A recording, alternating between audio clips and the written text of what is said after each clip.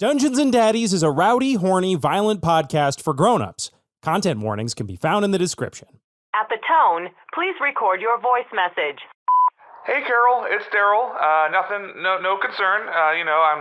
We haven't found Grant yet, but I will any minute now, I'm sure. I just thought maybe I missed a call from you since I lost my phone, but, good old Darryl's always prepared and he's got a backup.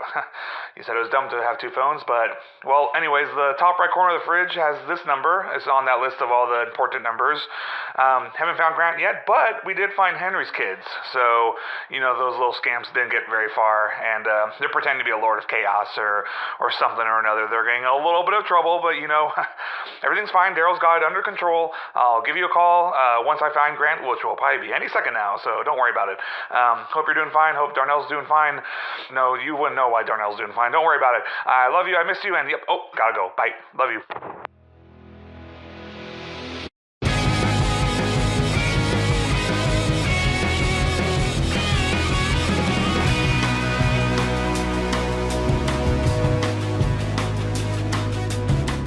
Welcome to Dungeons and Daddies, a D&D podcast about four dads from our world flung into the Forgotten Realms in a quest to rescue their sons. My name is Freddie Wong, and I play Glenn Close, dad rock bard dad. And you know what? The fun fact this week is going to be this. We found out that all of the spells in D&D make for really good band names. So, hi, I'm Glenn Close, and I'm the lead singer of Dissonant Whispers.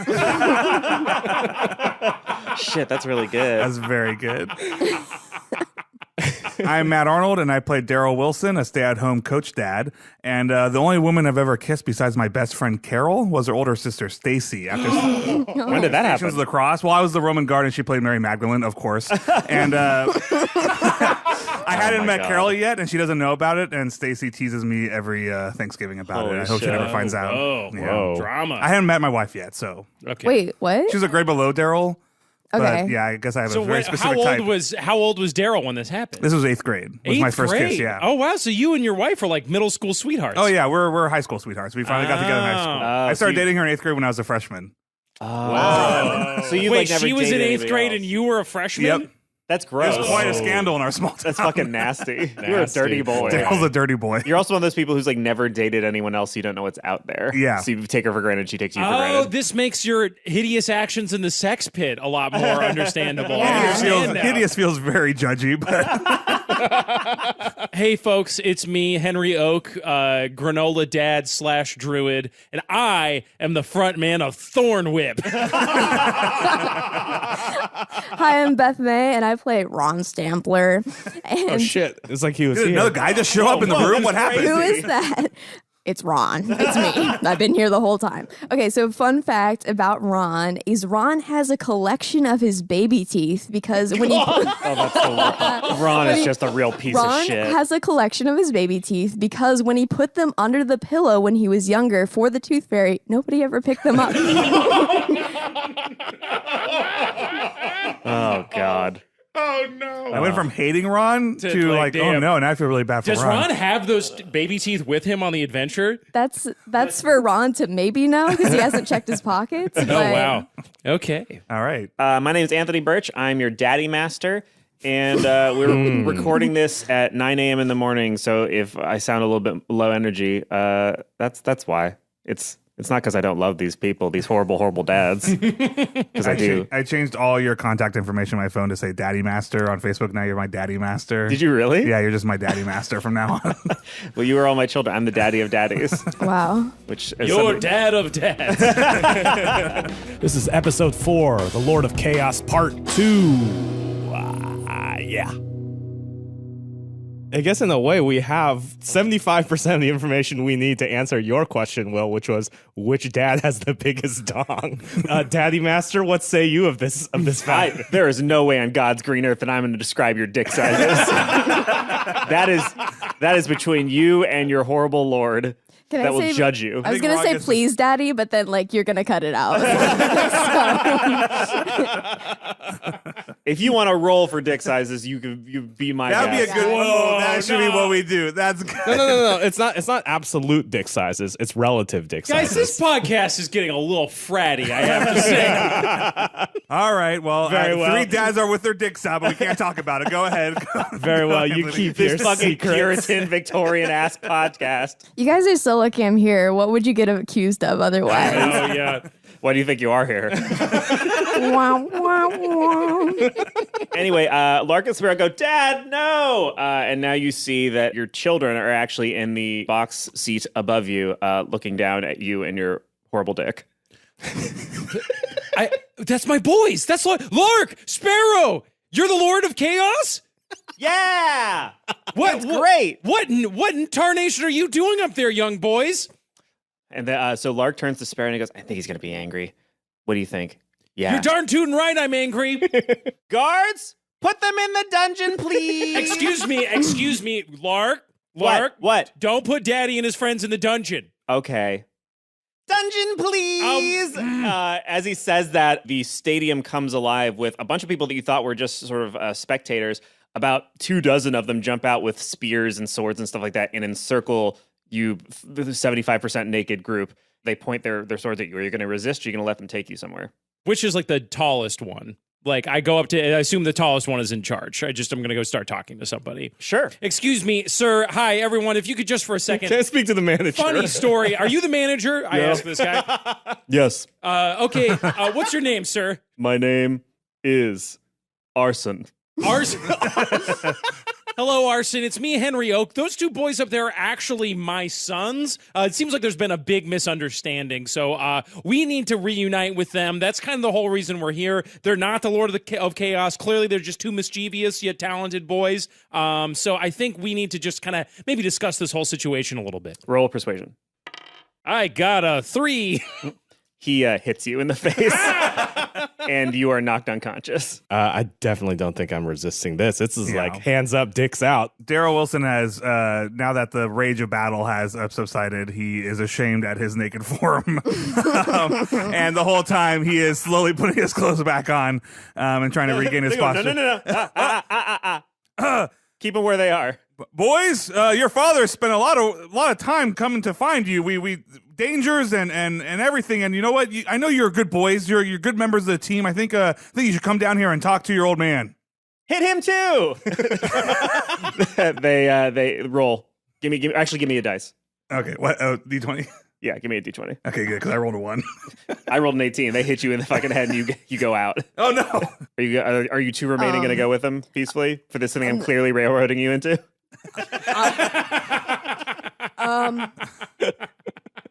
Lard and Spartacus. That's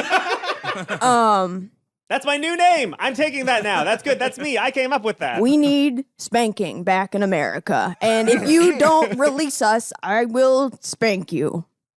Hit him How old are immediately you? before he can say more things. He hits you. All right, just Stoner Dad left. I'm definitely seeing 3 people get clocked and be like, no thanks. I've been in enough bar brawls in my day to know that you want to live to see the next morning. Okay, actually, since Glenn's awake, I'll give you some more details. Yeah. So you're led. Intel, baby. You're led. So they move you to a tower that is beyond the gladiatorial pit. As you walk in, you see that there's an elevator that goes up. And before you guys enter, you see Lark and Sparrow get inside that elevator and go up. You wait for the elevator to come down. The guards put you on it, and they take you downward. As we're waiting, it's like, this can take forever, right? What is this, the local? As you go down, you can see a floor that has an armory on it. The elevator stops, and a guy holding everybody's stuff, all the weapons and stuff. 2 guys come out, and they're a kobold, a lizard folk, and a guy who looks like a bird. So basically, a bird man, a lizard man, and a goblin man take all of your things and move them into a room that they then lock. Real diverse hiring initiatives here. Yeah, it's a very inclusive cult. The elevator continues down, and then you find yourself at the prison level. They move all of you into... Does the elevator have like a little ding when it gets in? It's like, ding. No, but there's the guy who Will was talking to goes like, dong, we're here. Is We there made it this elevator level. music? Yeah, do they have like a small... Thanks, like, Arson. Yeah. Do they have like a small guy like playing a little fiddle? Like, Yeah, ours is just like, duh, duh, duh, duh, duh, duh, duh, duh. Oh, that's the We Shot music. That's where it came from, is the Wii shop. Yeah, it's dimensional bleed. Somebody in Nintendo heard that and was like, that's a good beat. So you're put into separate cells. You can see that some other people are in the cells next to you as well. And overlooking the cells is a very bored-looking guard, sort of resting his head on his palm next to a lever. Everyone wakes up now inside your cells, which are dingy and basically only the size of one of you, so you're all in separate cells. Do we have our clothes? No. Dope. You can see in the other cells that don't include you guys, there's a cell with a sign that says, don't open this door for any reason, with a small crying girl inside of it. Just the sign, or is there an actual small crying girl? There's a small crying girl inside the cell, sorry. Okay, I thought it was like on the sign. The It's on the symbol sign. for this world for do not open is It's a small crying Oh, child. no, yeah. It says in English, or in common rather, don't open this cell, and then there's a girl inside of it crying. And then you see another cell that has like somebody just wearing a hood, sort of sitting on his own. Wait, I would like to say that what they wake up to is Glenn practicing mouth trumpet. So the idea that beatboxers, they can do like trumpet sounds in the mouth, so they wake up to. Oh, wow. Hold on.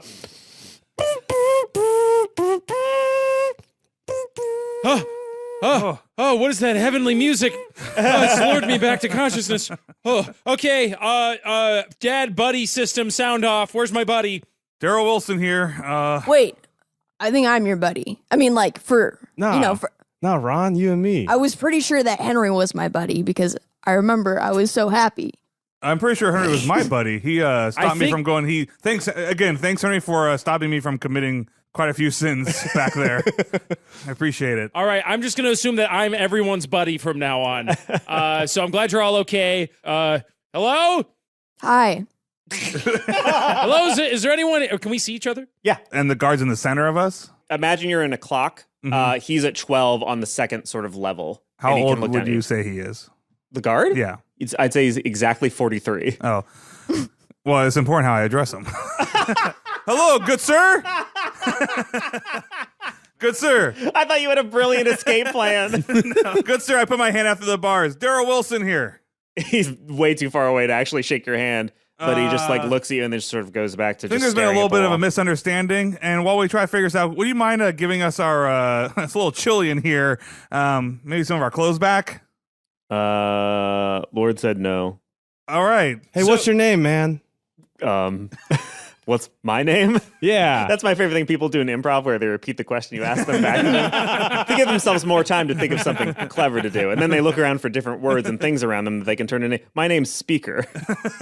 Speaker Travis. Speaker Travis. Sure you don't want to change that to Travis Speaker? No, Speaker is a job title in the cults. I'm a speaker for the Lord of Chaos, and my name is Travis. We're the World building, bitch. had a harmonica player back in Memphis named Speaker Travis, actually. Speaker Travis, could you explain to us what the plan is? How long are we going to be here? Are we going to get like a lawyer? Do we get a phone call? So as you say that, you hear two sets of footsteps coming down the hall, and Lark and Sparrow, no longer pretending to be the Lord of Chaos, appear before you. I mean, walking. They don't like bamfing or whatever. Lark, Sparrow, it's me, your dad. Yeah, we know. We put you here Why did you put me here? because you seemed like you were going to tell us to not do things. You know, sometimes being a grown-up means, and being a good kid means having to not do stuff that you want to do. Like pretend to be a chaos demon or whatever's going on here. What is going on here? What are you two up to? We're the Lord of Chaos, and we're pretty sure, like, it seemed like initially we were pretending, but everybody keeps listening to us, so I think we just are the Lord of Chaos. Like, we're not actually, like, we did it for realsies, so that's cool.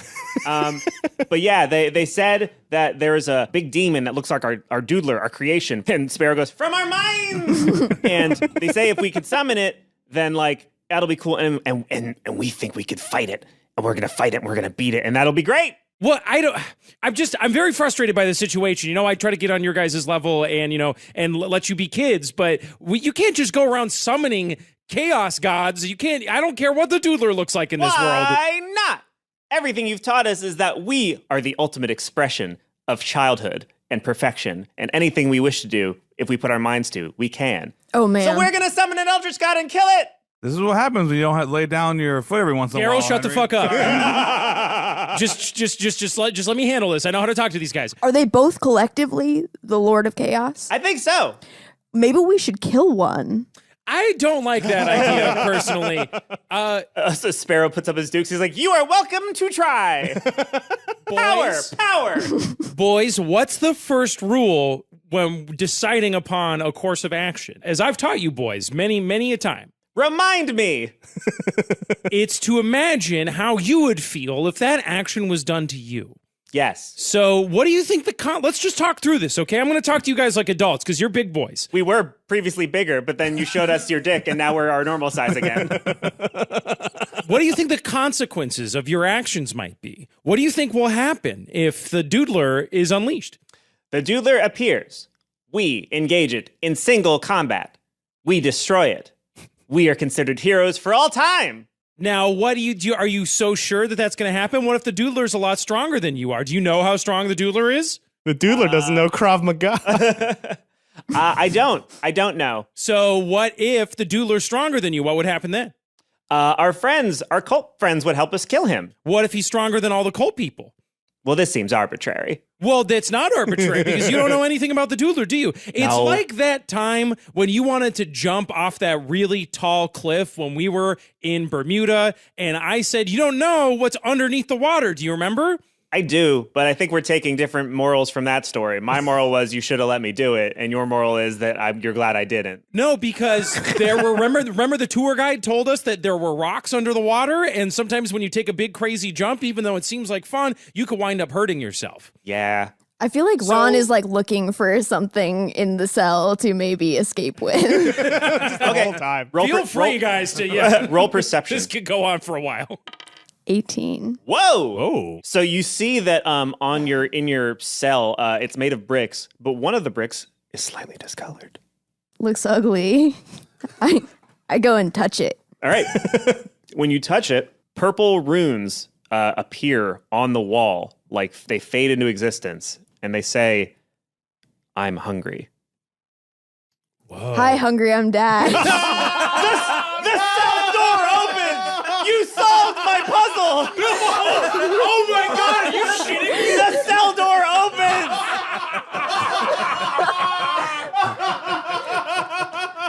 Just want to say the best moment of my life. All right, everybody's cell door opens. Darryl Wilson was like fidgeting with his door, and I'm assuming that Ron was kind of far away, so Darryl definitely thinks he opened all the doors. He's like, yeah, I did it. I picked this lock. Okay, so But Lark and Sparrow are there. yes, Lark and Sparrow are there, and they see all the doors open. They go, "This is a bad thing," and they start to run. Well, to be clear, all doors, including the ones of the cloaked dude and No. the... Okay, so the cell doors that open are Glenn Close's, Darryl Wilson's, and Ron Stampler's. Henry Oak's does not open. okay. Well, In purple, the runes appear on the wall of Henry Oak's cell, and they say, "This is your fault." Oh. Harsh. I chase after Henry's boys and scream to Freddie, "Take that guard down, Glenn!" He's above me, right? This Yeah, this there's goblin. in the same direction that Lark and Sparrow are running. There's a straight shot to the elevator, and then to the left, you could see that's where you go up the stairs to get to that guard. All right. I'm going to go to the base of the stairs and be like, hey, we don't got to fight or anything. You want to we cool? Roll persuasion. 9 plus 5, 14. He goes, "Why? Well, we outnumber you at the moment. You're also naked and have no things." I got a thing right here, baby. Oh, man. No, all right, now we're fighting. I guess we got to fight. I'll jog up the stairs. What happens to Yes. So you roll athletics. athletics? I get +5. So that's 15 plus 5, 20. Okay. You successfully grab Lark and Sparrow. You're naked and holding Yeah. these two kids. Yeah. And they go, "Help! Stranger!" I'm not a stranger. I'm Darryl Wilson, damn it. And you've been absolutely horrible. You're going to go talk to your dad. And I'm holding them and I'm walking towards Henry. Okay. You hear the elevator begin to descend. So they're fighting as much as they can. They're going to try to bite you. Roll dexterity. Well, that's a 9. Okay. So actually, I'm going to have roll for both of them. So Lark bites you on the hand, and you let go involuntarily. And Sparrow tries to do the same thing, but it doesn't work quite as well. Because I grind my teeth at night.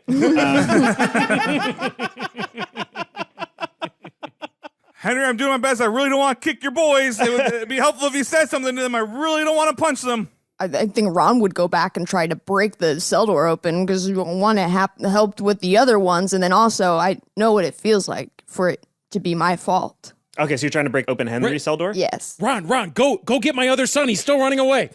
I'm here for you, Henry. All right, why don't you roll strength? It's 5. You pull, and nothing seems to happen. Okay. I am going to hold on one second. Oh boy, here it comes, baby. As I watch my two bratty boys scrambling around in a grown naked ass man's arms, and then one of them bites him and runs away, like my eyes roll back on my head and glow green. And once again, my fingers tremble, and I plunge them into the ground, and I cast Entangle. Ooh, okay. Grasping weeds and vines shoot out from the ground in a 20-foot square starting from a point within range.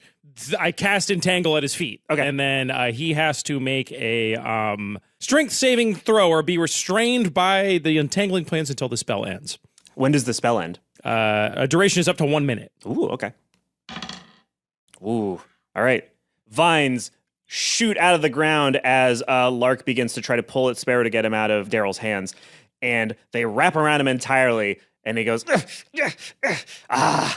this is a good fight. I am excited. And he's entangled. What is going on with the guard? So back up at the guard tower, I get up there and I look at his setup. I'm like, man, you got some comfy digs here. And I'm casting Charm Person. So I attempt to charm a humanoid that I see within range. Must make a wisdom saving throw and does so with advantage if you or your companions are fighting it. I think this is an advantage situation because I forgot about this. If this works, the charm creature regards you as a friendly acquaintance. Okay. Ooh, he saves. Sorry. All right, I guess that didn't work. I'm just sitting here naked, dong hanging out and everything. Okay, he's gonna try to attack you. We're gonna say he's a kobold, so he'll be pretty weak. So he hits you. Take 1d4 plus 2 piercing damage. That'd be 3. Okay. So as you guys are fighting, you hear the elevator go, and the doors open, and the guards that you saw take your loot into the other room appear. Oh, man. They basically see an entangled Lord of Chaos and a Lord of Chaos being held by a man with a dong wagging in the wind, and that's all they see right now. So they just see me holding. Right now, all they see is you because Freddie's in the stairwell. And they know the Lord of Chaos was these two kids? Yeah. Okay, so they were fine with. So bluff checked. You're the dad of chaos, and you've just been they've angered you, and you're in charge of them. Oh yes, please. Okay, sure. I'll try that. I'm glad you're here. I am the dad of chaos, and my two boys of chaos have been causing quite a trouble. Now hold on. As you say this, I think you have to gyrate your hips to kind of spin your dong around a little bit. You're so close to two kids, though. Like I don't know. Yeah, I don't know if we want to focus on the dong element. But I of this. puff my chest out and act as proud as possible. In fact, I even let go Sparrow. I let go Sparrow. Sparrow would be your version of your son. Sparrow. Sparrow Wilson. I let go Sparrow. Yeah, I let him go also. Sparrow immediately starts trying to pull the vines off of Lark. Please restrain my two boys so we can discuss this like a family, god damn it. So as you say that, Lark and Sparrow go, he's making things up. He's a crazy naked man. He's going to attack us. So you can roll your bluff, but you just roll it with disadvantage because they're contradicting you. Okay, well, that's an 11, so that's going to be my best one, hopefully. Nope, my 3 was my one. So the baddies aren't buying it, and they rush you. There's 4 of them, Okay, and they're all going to attack you. okay. I'll give you one reaction before they attack. Hostage kids. Hostage kids. Trying to avoid hostage and kids. This is not Henry saying this. This is Will saying this. But I don't have any weapons other than my dong, so that's the problem. You got your bare hands. You got your bare barbarian. You got your meat sticks. All right, I grab Bad choice of words. I grab Sparrow and I hold his tiny little boy head in my two monster. Oh no! In my two monster. Fucking the mountain and I over go, Marcel. yes. And I go, stop it! These boys are always playing games like this, and I swear to God, if you don't calm down, I will crush one of my sons. That's why I got 2 of them. Oh. So Sparrow goes, yeah! Okay, roll intimidation with advantage because that's good. Okay. 7. 19 plus 1. Ooh, okay. The guards stop dead in their tracks. They go, okay, how are we going to play this? First things first, My name's Dad of Chaos, Darryl Wilson. I would shake my hand, but I got my hands full, if you know what I mean. You have 55 seconds before the entangle loosens on Sparrow. All right, so first things On Lark, first, rather. if you could help me out, and these boys always give Uncle Henry a problem there. If you could go ahead and let Uncle Henry out, he can also help explain what's going on. Thanks, brother of chaos, Darryl. So they call up to the guard that was fighting Freddie, and they say, let out Henry, the granola one. That's what they... Do you have granola in this world? No, that's just what your kids called you. Yeah, let him out. So they pull... He turns away from Glenn, pulls the lever. Who's nursing a stab wound, like, dag. Yeah, pulls the lever, and the door opens up to Henry's cell. I strut out with confidence. Hail and well met, fellow guards. I am, as we say in our world, the granola of the chaos realm. Wow. I am uncle to these two childs and a powerful vizier to the court of chaos. As you say, granola, Lark and Sparrow both have to take a D4 of psychic damage. Can somebody roll 2D4? Oh, well, one of them takes 4 damage. Wow! You killed your son. Lark is like, this is not how I wanted to go. I wanted to die in battle. Valhalla! And then the other one... 4. Another 4. He's the chosen one. I wanted to die fighting the Doodler, not my own father. So as that happens, also as he screams in agony, the vines leave his body, and he's just sort of like staring and looking around, like not quite sure what to do because you've got him at a disadvantage by having his brother. If we're going to talk about this like fathers that we are and uncles, can we please get our clothes? No! They I'm not shall talking to you, young boys. I'm talking to these 4 fine gentlemen who are here to help us. Oh. In exchange for what? You gonna let the kids In go? exchange that you don't see this anymore, and I start wiggling my dick. The kids take another D4 of psychic damage. You're killing my voice. That's a 3 Ow! and a 2. That was not quite as bad as it Lark, but it's still pretty bad. Words are more powerful than actions. So they go, maybe. I don't know. Sir, half of chaos. What should we do? And he looks at Lark in your hands, and Lark looks back at him with eyes that are like furious, but also pained. And Sparrow goes, do you trust me? And Lark says, shit. till the end. Shit. And Sparrow goes, I will come back for you. Away! And he runs with the guards. He goes, we are starting the ceremony now! And Ceremony? they run into the elevator, unless you want to try to stop them, obviously. Can I chase after him? Yeah, go ahead and Okay, chase. all right. I'll chase after my son running at the elevator. Okay, roll acrobatics. Athletics. Athletics. Oh, I have a -1 on this. I got a 16. Ooh, okay. All right, so you catch up to him and put a hand on him, and seeing this, one of the guards is going to attack you. Oh, great. This will be the... Actions have consequences, Will. This is going to be the Kinku. The What? kinku. Sorry, what? Sorry, a Kinku is a bipedal bird that is most man-sized. Okay. Man, I love that. They're very, very cute. They're my favorite. So he misses, Okay. but now you were basically just in straight-up combat. Everybody roll initiative. 21. 6 goodness. plus 4, 10. 19. 4. Now they are going to roll initiative as a group. 15. So we are now at the beginning of combat, and Will, you rolled the best initiative roll, so you get another, you get a turn. Okay. I am going to blast the guy in front of me with poison spray. Okay. Shikow. So poison spray is I put my hand in front of him and blast him with a noxious gas from my palm. He must take a Constitution saving throw. All right. So are you targeting the Kenku that just tried to attack you? Yes. Okay. So he fails. So what happens to him? 1d12 damage. Whoa! All right, go ahead and roll it. He takes 5 damage. Okay. He is looking worse for wear. And I go, smell my stinky palm, you bird bastard. Lark goes, that's it, huh? That's the best you got? Ron Stampler. All right. Ron attempts to hide in the pants that he is still wearing by pulling them up over his head.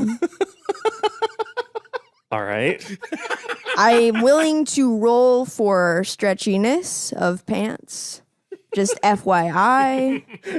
Okay. But trust me, they're pretty stretchy. Like, are they? Trust me, they have to be really stretchy, if you know what I mean. Do they just happen to be the same? Like they're a cobblestone print, so it just blends into the environment. Just happens to be wearing like. Well, if I do it fast enough, it looks like I have disappeared into thin air, into short air. Okay. Why don't you roll stretchiness? If you get a 15 or higher, then 11. okay. You're just gonna have a regular roll for your stealth check then. If you got 15 or higher, you would have an advantage because the pants were so very stretchy. But you're gonna roll stealth check. Okay. 9 plus 4. Okay, so 13. So they're gonna oppose with wisdom. Okay.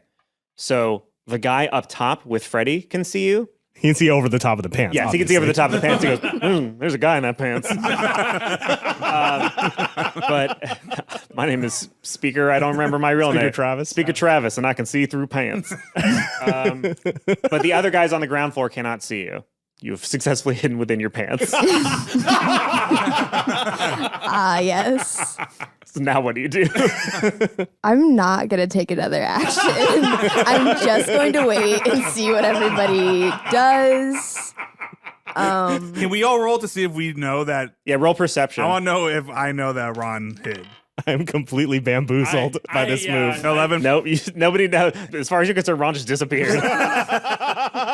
Where'd Ron Where's go? Ron? Where did Ron go?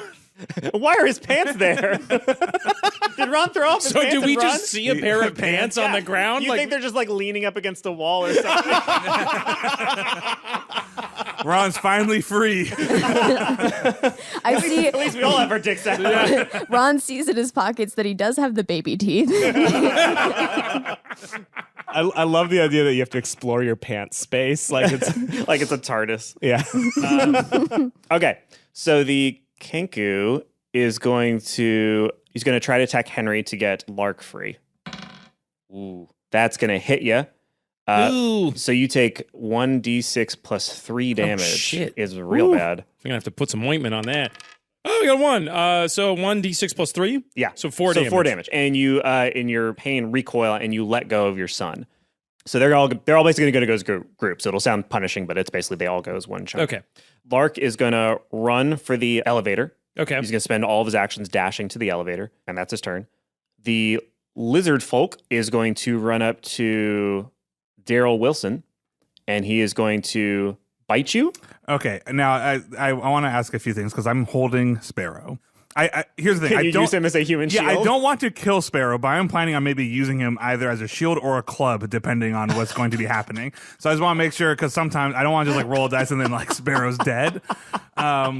I feel like you could use him as like an armor class bonus because Yes. it's like the guy's gonna want to avoid hitting. Yes, the kid. he will basically, if you try to, here's what we'll do. Yeah. If you try to put Sparrow up in front of you, Yeah. that means he'll be attacking with disadvantage. Yeah. But if he still does actually succeed in this attack roll, he'll just hit Sparrow. Okay.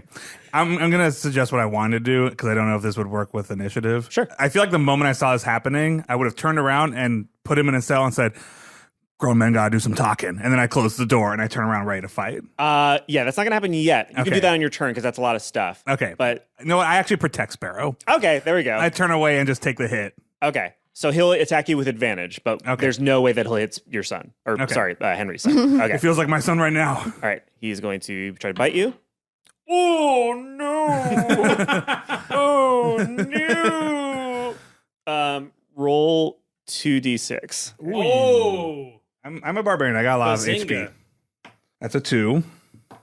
And that's a 3, so 5. Plus 2, so that's 7 damage. Okay. Yowza. I mean, it definitely hurt. And then he's going to try to throw his javelin at Glenn, who is in the stairwell and within view of him. Ba-ba-ba. Take a d6 plus 2 damage, Glenn. 1 plus 2, 3. Ooh, yee, yee. Okay. And now the kobolds go.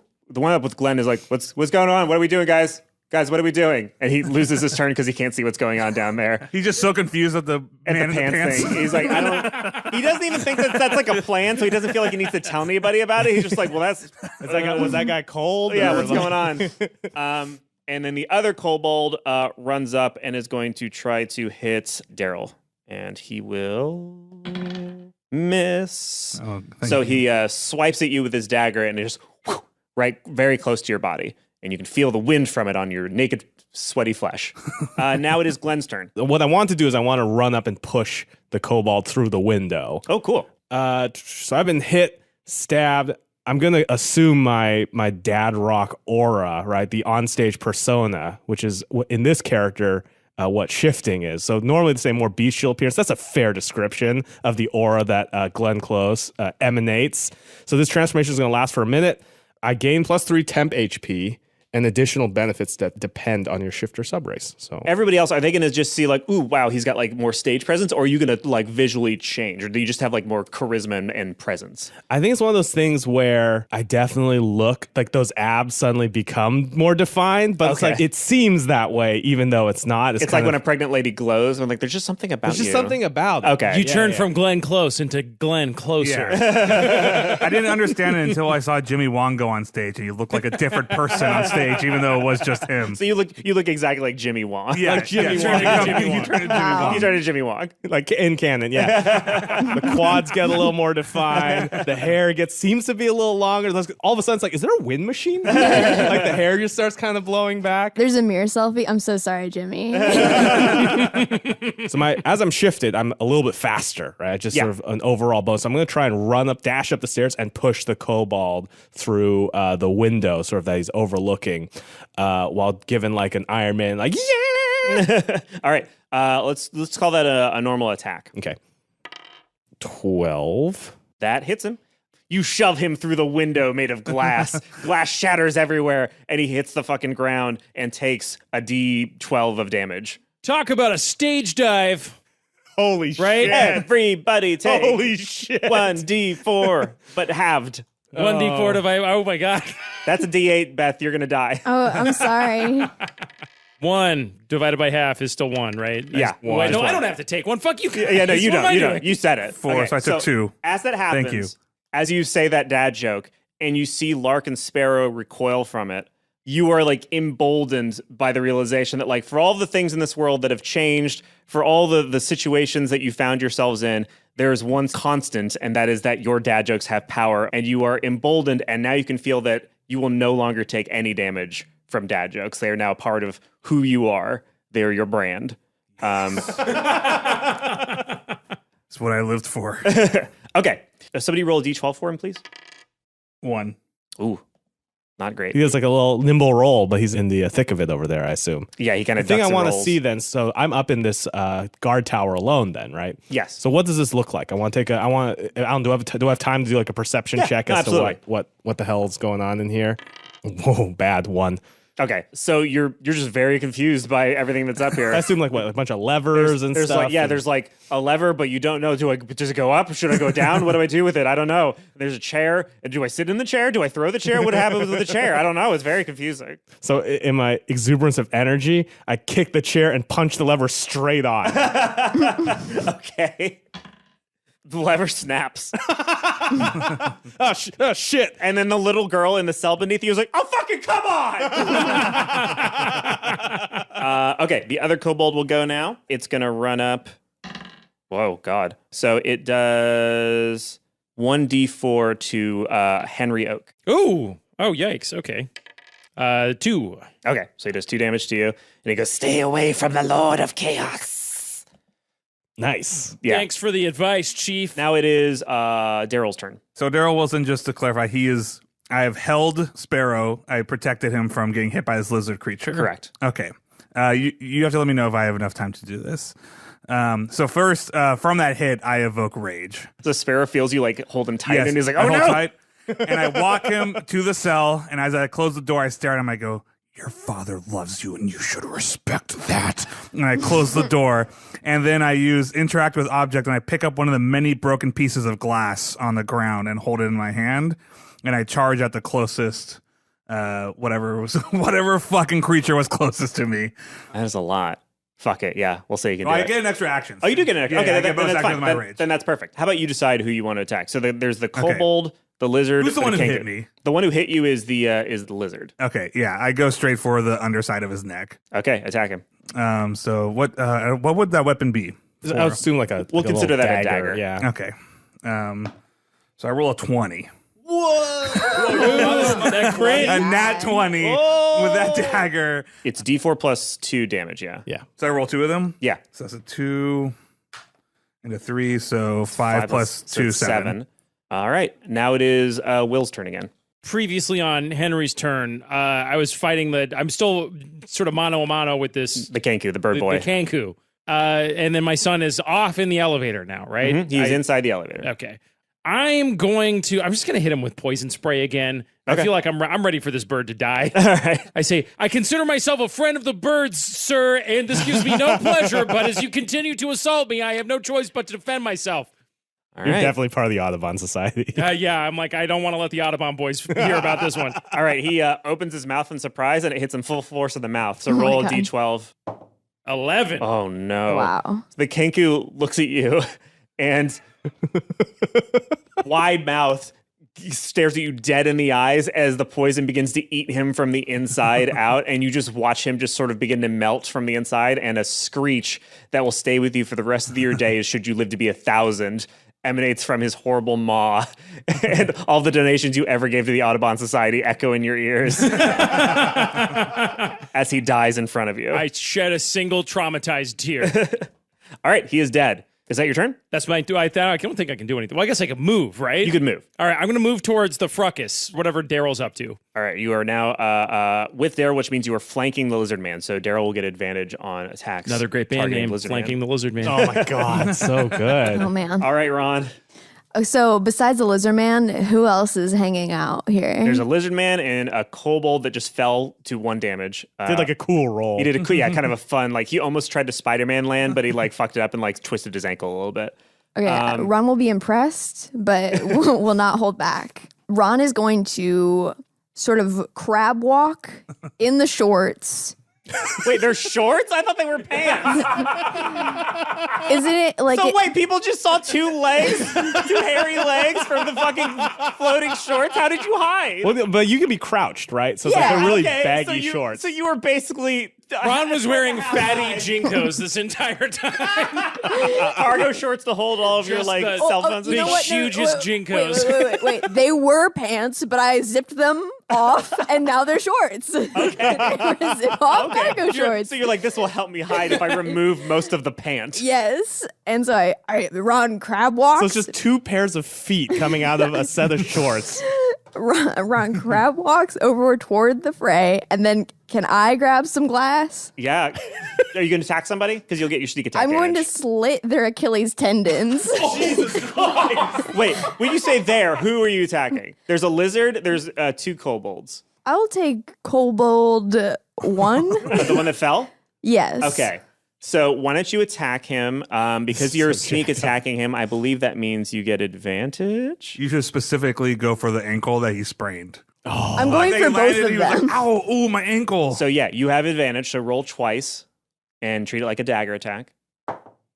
6, 2 rolls. 10. Do you get any bonuses? You must have a bonus. Yeah, hit DC is +5 on dagger. Okay, so yeah, you hit him. So now roll a d4 and a d6, and then add 2. 1, and And roll a then cube. 5. Ooh, and then +2. You slice his Achilles tendon in just the right way that you hit a vein, and green blood just starts shooting out of it into the air. What is Ron's reaction to this? Just relief. So all of you now see like I a feel like pair of shorts just sort of showed up, and then like, ha-ha, and then like blood is shooting everywhere. And now you realize that Ron was hiding within his own shorts. I think they just hear my lack of laughter, my like bad like. So now it's the lizard's turn to go. The lizard is going to try to hit Darryl, as per usual. It misses with its first attack. Its second attack, it's going to try to throw a javelin at the pair of pants. And it missed with his eye as well. And he goes, "This is not my day." All right, now the kobold's going to go, and it's going to try to attack Henry. And it will probably... it missed. Great. So now it is Glenn Close's turn. I heard the girl when I punched the lever and broke it. Yeah. And I kind of lean over through the sort of broken glass window. I'm like, hey, what's your deal, man? What are you here for? Murder! a lot of murder. I'm a shapeshifter. I can help you. I'm not really a girl. See? And then he like transforms into basically just a night-looking dude. He's like, this, I can look like this, or I can look like this, and it turns into like a dog. And like, I've murdered a lot of people, but clearly you guys are fine with that, so we should be homies.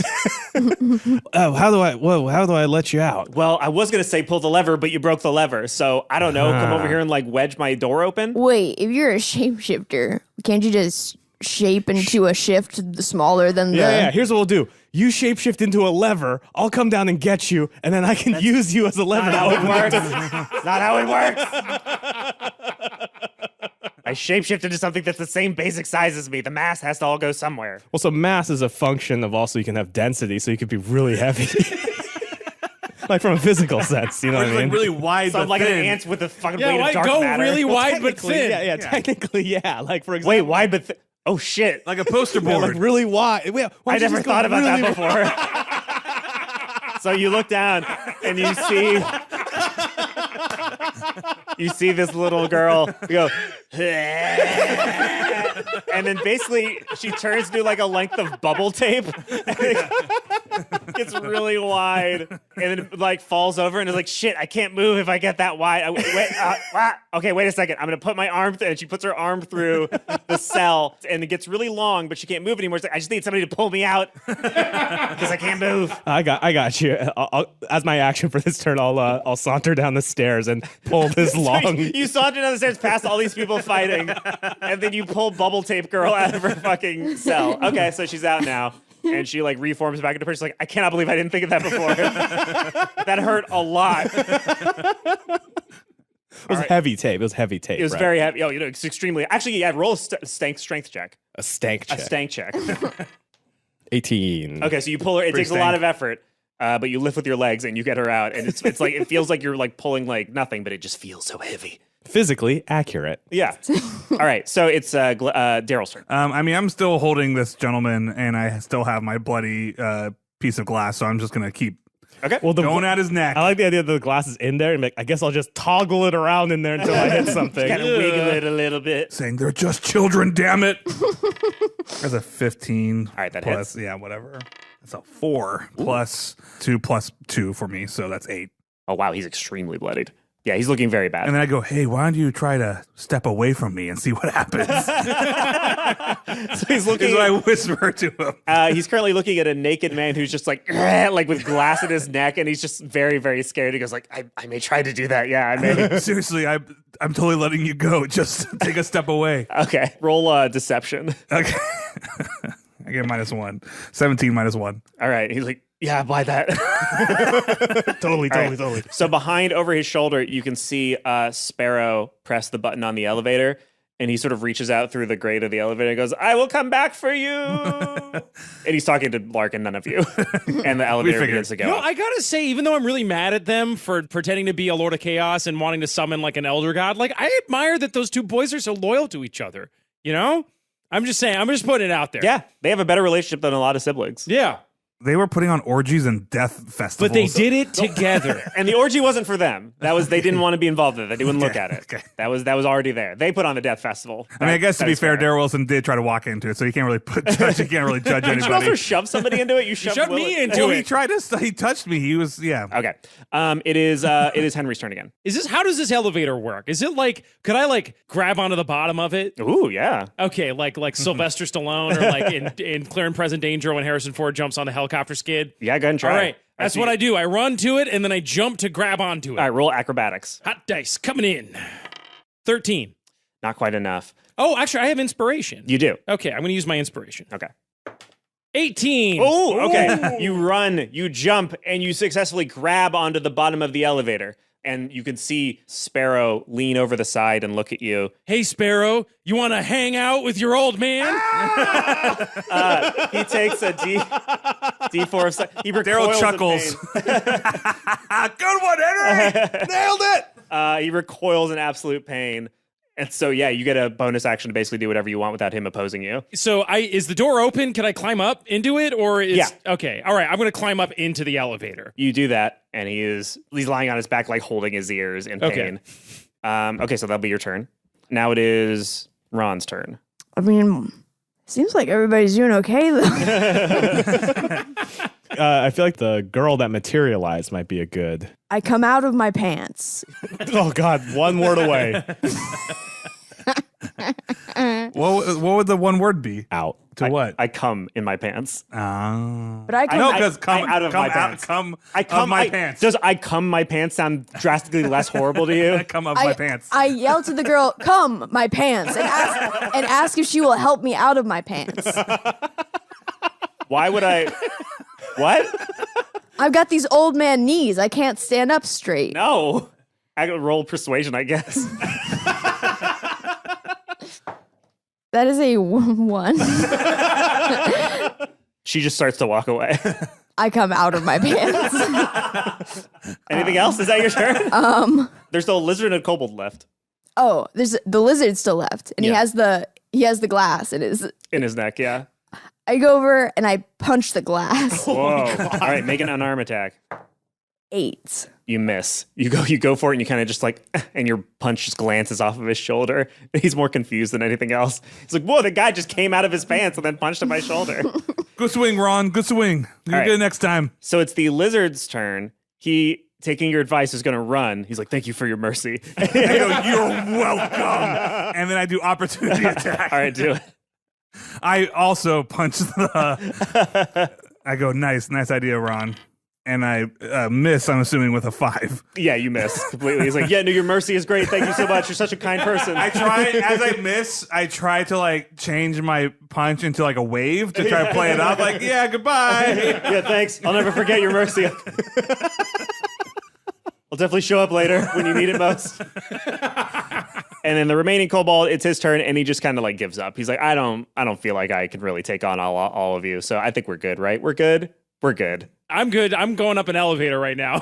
Okay. It's from 40 feet in the air. We're good. Okay. While all y'all naked people are down there doing whatever, Henry and his son are moving up the elevator, and Sparrow looks at you and goes, "Well, Father, I wanted to spare you from this, but we're on the express up to the top."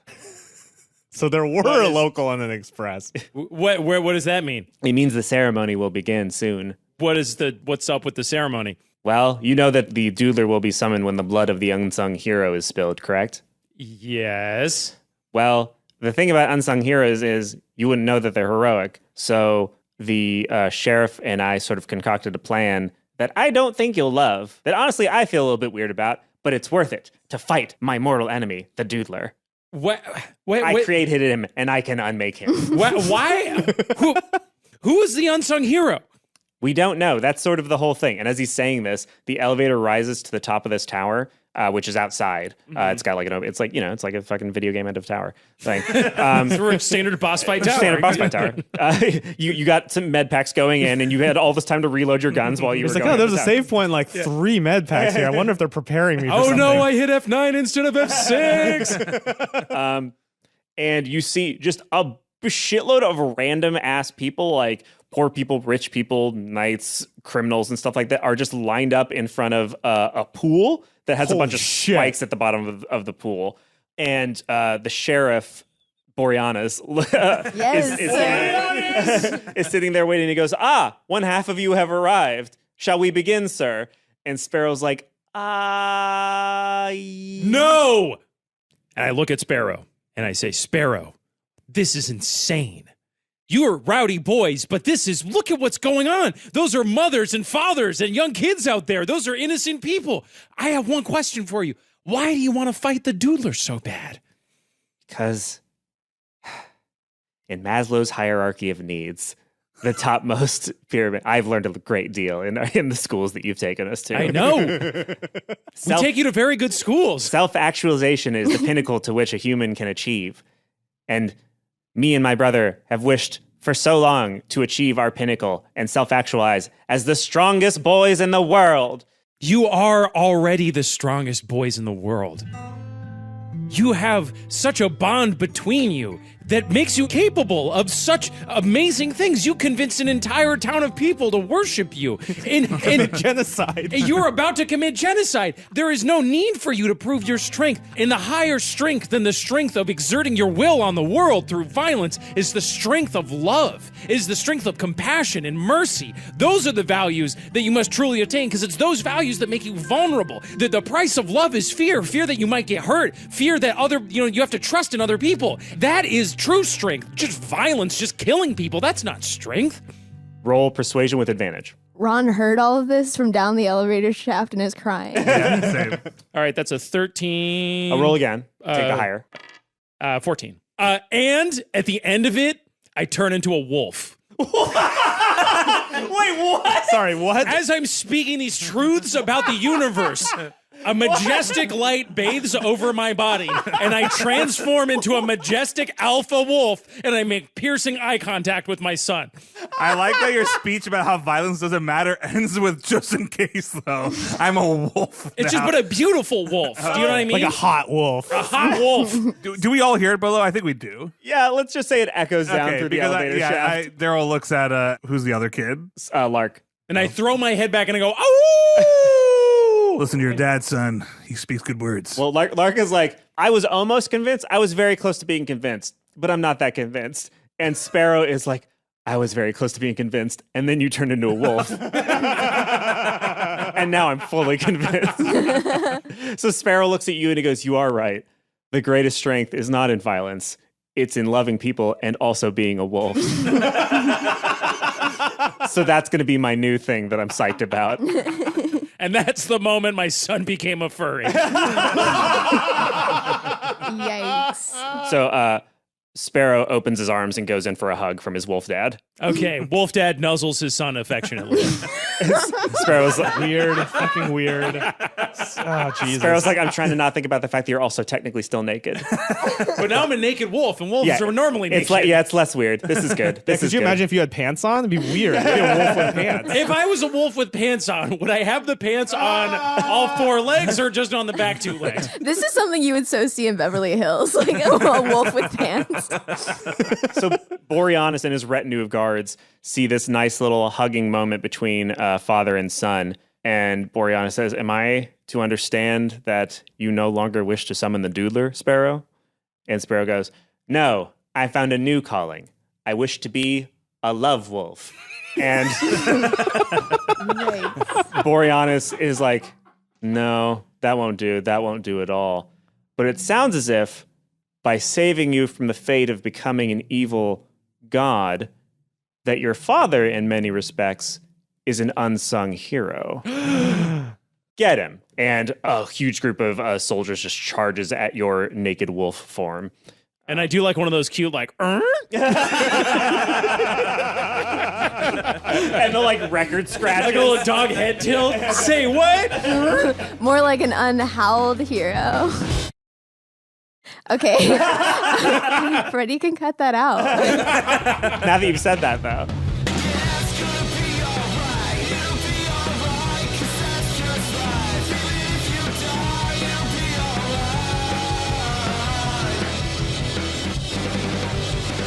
Dungeons and Daddies is Matt Arnold as Darryl Wilson, Anthony Burch as our Daddy Master, Will Campos as Henry Oak, Beth May as Ron Stampler, and myself, Freddie Wong as Glenn Close. Theme song by Maxton Waller. Get the hottest minivan owners tips and join the episode discussion on our Facebook group at bit.ly/DungeonDads. And you can follow us on Twitter at Dungeons and Dads, where this week you can see some brand new banner art by Shauna Seikochi.